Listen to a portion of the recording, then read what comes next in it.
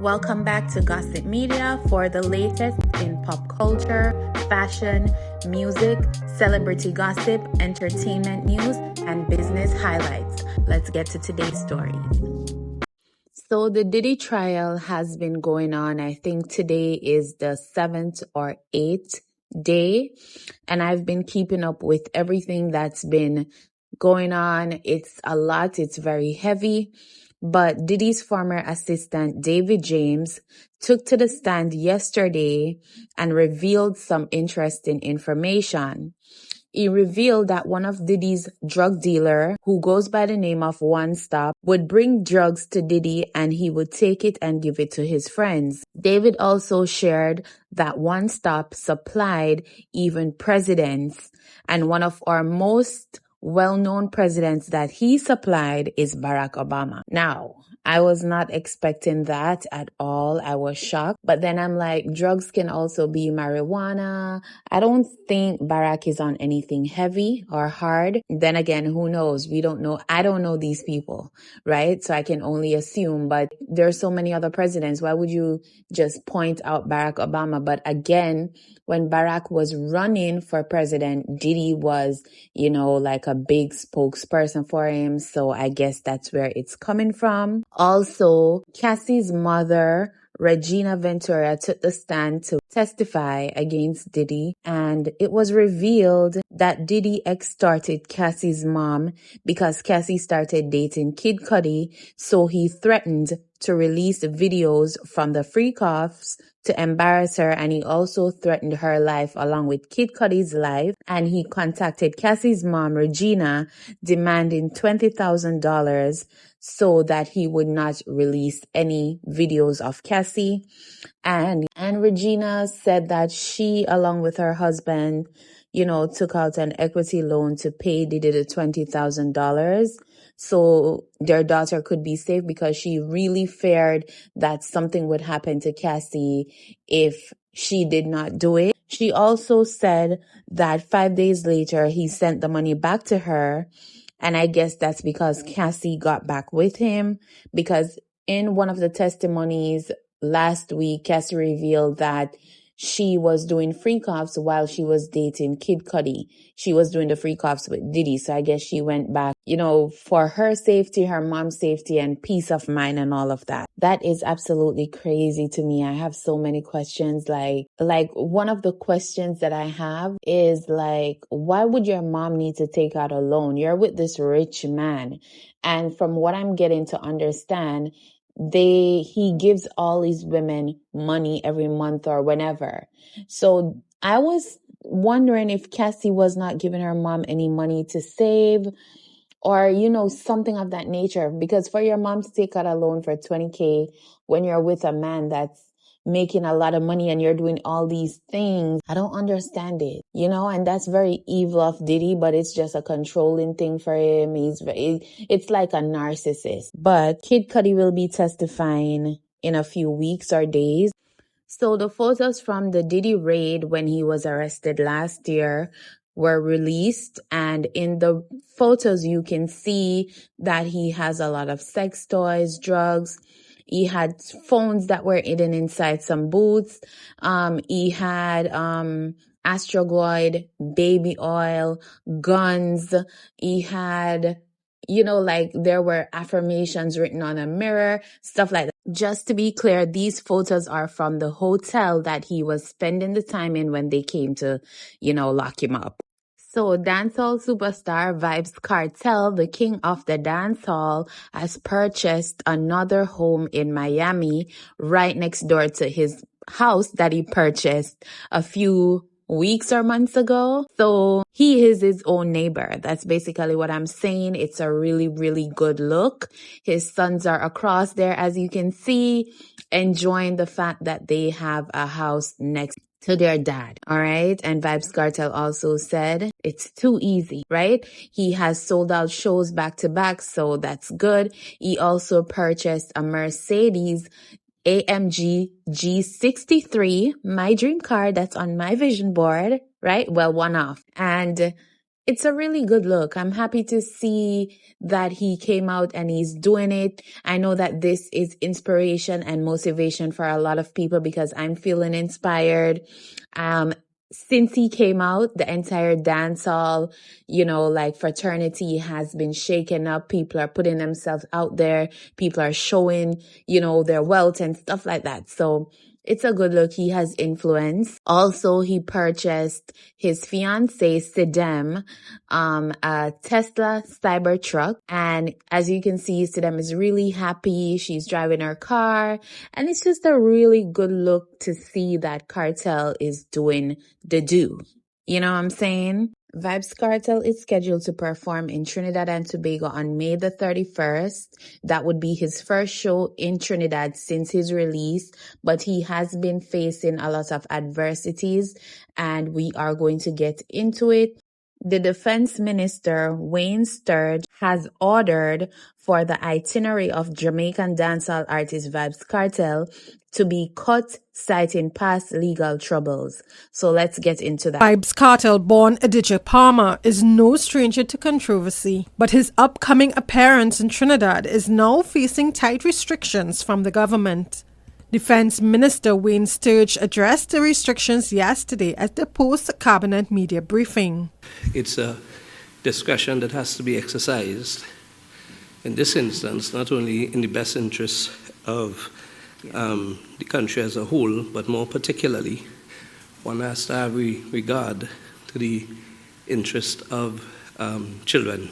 Today, an official release from the Ministry of Defense provided more details of the minister's decision. Palmer has been banned from performing his controversial track, Good Like Jesus, at the One Caribbean Music Festival on May 31st. And that's in addition to a proposal to limit entry into the event to 18 years and over. But the minister admits he's awaiting legal advice on this and potentially restricting television and radio appearances while in the country. According to the ministry, the proposed restrictions follow recent intelligence reports of Palmer's affiliations and events in Tortola. And the decision was taken after the minister weighed his freedom of expression, his fans' enjoyment of his material, against this country's national security and the best interests of the nation's children. The minister says he was forced to act after receiving numerous complaints and reminiscences from individuals and religious groups about the explicit and vulgar lyrics in his song Good Like Jesus in particular. As a result, he cannot perform that song during the concert. Palmer was initially scheduled to arrive on May 26th, but he was only granted stay from May 29th to June 3rd. Alleged plans for a cultural lunch with community leaders, a crime awareness function, a panel talk, and a community walkthrough have all been denied. In response to the restrictions, angry fans took to social media, encouraging Palmer to cancel his trip to Trinidad. But earlier today, the artist took to X himself to say he had no issue with the security proposal, saying that it's actually the promoter's fault. There is no problem with Vybz Kartel performing in Trinidad. You know what I mean? The necessary permits are granted. The problem lies in where the promoter took it upon himself and tried to fill Vybz Kartel itinerary with things that had nothing to do with Vybz Kartel performance. And rightfully so, the defense minister pulled the plug on that part of the itinerary. Palmer made it clear that he's looking forward to the performance. And my job is to come perform for the people of Trinidad. And I miss performing because I haven't seen you guys in over 15 years. So, big up to the outgoing government. Congratulations to the new government. Jaco, I've known you for years. Do better, sir. But former Tourism, Culture and Arts Minister Randall Mitchell describes the government's decision as disproportionate, especially considering the potential benefits Palmer's visit could bring to Trinidad and Tobago's economy. Meanwhile, CNC3 News reached out to the promoter of the One Caribbean Music Festival, Jatro Entertainment Company, but a representative declined a comment. Sasha Wilson, CNC3 News. Defense Minister Wayne Sturge is doubling down on not allowing Vybz Kartel direct access to the nation's impressionable youths. However, he has agreed to grant him 2 media interviews. Speaking with Guardian Media at his Temple Court, Port of Spain office yesterday, Sturge said the permit for Kartel will be signed soon after last-minute adjustments are made to it. The draft order, which will be finalized before Kartel's arrival, will now allow 2 radio interviews during non-peak hours between 9 a.m. and noon and 1 p.m. to 3 p.m. This is to ensure children are in school and away from the radios. However, an early morning television interview was denied, and Sturge remains adamant that a meet and greet, a visit to a school or youth center, and a cultural lunch with community leaders will not be allowed. Sturge said the aim is not to punish the artist but to ensure that his messaging is in alignment with positivity. While there were some changes to the first draft, he said the ministry dug its heels in and denied the youth meeting and community leaders meeting. I have no doubt that his message might very well be positive and well-intended, but in the meantime, we can't give the perception legitimizing him having regard to recent history. But as I indicated earlier, with the passage of time, I'm sure we can make an objective assessment and come up with the conclusion that there is no need for a permit in the future. Sturge said he could not stop Kartel's fans from flocking to him, and it was not the intent to micromanage his time in the country, but said he needed to be stern on the stance of what is accepted by the ministry. Vybz Kartel was originally scheduled to perform in Trinidad and Tobago in February, but the One Caribbean Music Festival was postponed to May 31st due to clashes with the carnival activities. But in one of his first acts of business after being appointed minister following the United National Congress April 28th general election victory, Sturge sought to prohibit Kartel from 2 media interviews and other events. Kartel was initially scheduled to arrive in the country on May 26, but will now arrive a day later. When asked if he will be attending a concert, he laughed and said, "No, I'm too old for that sort of thing, but I was and still remain a fan of Bounty Killer, Supercat, Cutty Ranks, and Shabara." First of all, I just want to say I love how Kartel is conducting himself, handling this matter. However, I feel like Trinidad and Tobago, they are exaggerating. If it's regarding his catalog of violent music, they could have just put in his contract, no violent music. Because all the shows he's done since he's been out, I've never heard him perform a violent song, right? And his catalog is big enough where he doesn't need to perform any gun tunes or any violent music, right? So I feel like they're exaggerating, but it's their country. If they feel like they need to protect the youths, or they have the right to do so. However, they're acting like Kartel has not shown a different side of himself since he's been out. He's been on a positive journey. Whether he's really that behind closed doors, we do not know, but the persons who've met him, who've known him for a while, have said, oh, he's on a different trajectory. So that's good. But I mean, they did say there's hope in the future for less restrictions. So let's hope for the best. Moving right along. Rapper Rodwave was arrested after shooting at his girlfriend's G-Wagon multiple times during an argument. According to the arrest report, Rodwave allegedly shot at his girlfriend's G-Wagon 14 times after an argument. It was reported that Rodwave was arrested on 14 charges from an incident that happened last month, but was able to get released on bond. This is not only his girlfriend, she's the mother of his children. So like for me, it's like, was she in the car? Was she driving? What are the details, right? What are the details? It is seen online that when they came to the house, there was numerous bullet holes in a Mercedes SUV and a Rolls Royce. It says while some media outlets are reporting that he shot at his girlfriend's vehicle, there is no official confirmation or report to support that specific claim. So I mean, like, for me, this is not safe. It's not safe, but it is what it is. Moving on to the next story.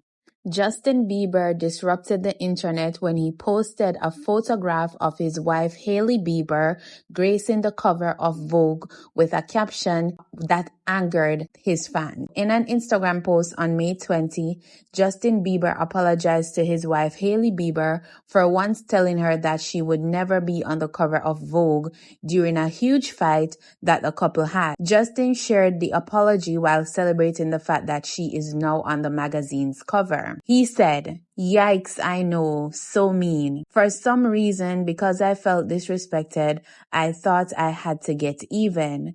I think as we mature, we realize that we're not helping anything by getting even.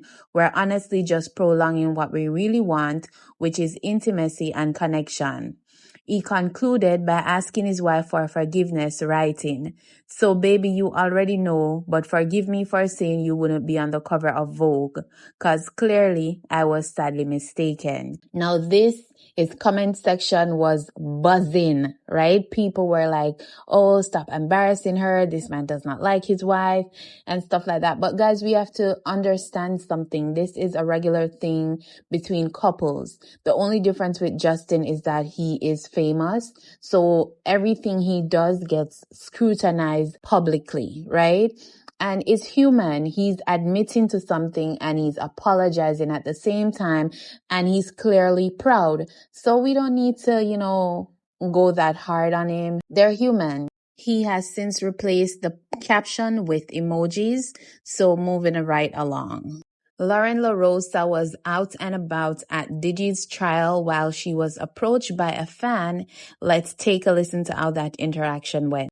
Wait, so do you hate what's her name? You hate the just hilarious bitch? That's my sister. Wait, but y'all were fighting for a little bit. You never fought with your sister? Okay, I did. Okay, you're a bitch. Don't start with me. Niggas that get off. And I think that Cassie has light skin tears. Let me steal you and just hilarious job. Fuck both of y'all bitches. Can I be on the show? I want to fight with both of y'all. I want to fight with both of y'all. You know how to fight? I mean, but no. That's your real titties. Yeah, these my real titties. No fucking way. What? Those ain't real titties. You a wild girl. I am wild. I'm a crackhead Barney and first. I have a channel. I'm gonna put a channel. I'm gonna post you. Wait, you don't want me to come post? Okay. No, I'm like, what you got to do? No. I want to fight with you and just hilarious because I got a big. But you said we know how to fight though. I know I don't. I'm African. You know I don't know how to fight. Oh, y'all know how to like. Yeah. Maybe I'll try to bite you or eat you. Do something weird. I'll try to pop a breast implant. Oh, these is good. Okay. All right. I'm gonna tag you. So clearly Loren was a little uncomfortable, but I know for a fact that that lady likes her. She's a fan. She said she had some channel or something like that. So, her personality is what does the work for her. And of course, she is a wild girl. That was so funny when Loren said it. And she is wild because based on how she's talking, but she's just a fan. She likes Loren, but I could tell Loren was a little uncomfy. But moving on to the next story. Australian OnlyFans star Annie Knight revealed how her body is coping after sleeping with 583 men in 6 hours. Speaking to US Weekly in the late hours of Tuesday, May 20, after achieving her goal on Sunday, May 18th, Knight, 28, confirmed she's experiencing bleeding, which resulted in blood tests and further medical testing in the days that followed her challenge. "I'm not doing very well. I've been bleeding a lot since the challenge." Knight, who noted that she suffers from endometriosis. "It was definitely a bit raw down there and I did get a small cut." Knight added that she was unsure if the bleeding was a result of the challenge or her endometriosis, defined by the Mayo Clinic as a condition where tissue that is similar to the inner lining of the uterus grows outside of it. Knight, based in Queensland, Gold Coast, shared via her Instagram stories 6 hours prior to speaking to US that she had been admitted into hospital. Posting a photo of herself wearing a blue hospital gown, the influencer peered up into her camera lens sadly. "I guess 583 guys in a day isn't that good for your body. Knight said despite the pain that she was experiencing, she is determined to get back to her best soon. I'll definitely survive, but it is quite painful and unpleasant at the moment. In an interview, Knight said she was shocked by how easy the challenge proved. Doing 583 in a day is quite a lot, so I was a little worried that I was gonna really struggle with it because the most I've done before was 24 in a day. Knight received 2,000 registrations for Sunday's event, where she requested that all participants wear condoms and was hoping 200 people would show up. When the number more than doubled, she recalled being absolutely stoked. People seem to get so uptight about my sexual life. At the end of the day, these men just want to have sex. God forbid a man has sex. And I'm providing a service for free, she said. It really upsets me when I see people coming after the guys and being so mean about the guys that showed up because I feel quite protective of them. And so when I see all the negative comments towards them, it really, really upsets me. Knight shared insight into how the day rolled out via a video post on her Instagram, revealing that she took her dog Billy for a walk in the morning to ensure that the pup felt energized ahead of being home by himself for 10 hours. The clip also included footage of Knight getting herself and her space ready for the guests' arrival. Now, all I have to say regarding this is goddamn. God damn. I mean, it is a job, right? It is a job. But she said for free. For free? What? And you're hospitalized after? No, girl. But anyways, people that work in this field, hats off to them because it's not an easy job. I don't know how she did it because I couldn't do it, but hats off to her and I wish her a speedy recovery. I was so shocked when I saw the news and I had to read it because what I realized is that she said she was competing with someone by the name of Lily something who did 2,000 guys in a day. So I can just imagine. You know what I'm saying? Damn. But that's all for today's show, guys. Please remember to like, share, and subscribe. Until next time. Bye.